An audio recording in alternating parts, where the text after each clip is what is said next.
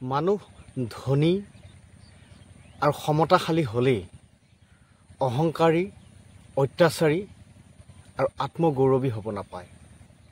কেতিয়াও কাৰোকেই অসৎ আচৰণ বা অপমান কৰিব নাপায়। ভাল কথা, আপুনি এজন ধনী আৰু সমতাশালী ব্যক্তি হয়।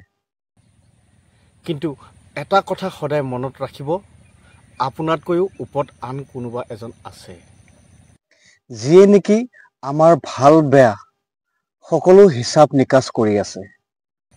আৰু সেয়া হৈছে সময়। আজি সময়ৰ চকৰিটো আপোনাৰ দিশত ঘূৰি আছে বাবে আপুনি দবদবাই ফুৰিছে।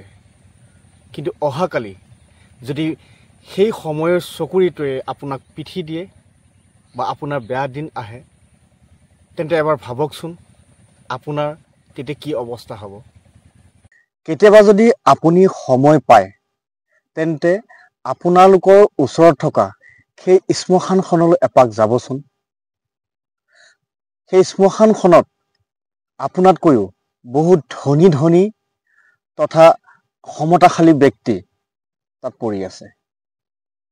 গতিকে সময় থাকোঁতেই নিজক নিজে পৰিৱৰ্তন কৰক। আগত যি হৈ গ'ল সেইবোৰ ভাবি থাকি লাভ নাই। বৰ্তমান আহি থকা দিনবোৰ সকলোৰে লগতে মিলি জুলি হাঁহি ধেমালিয়ে পাৰ কৰক।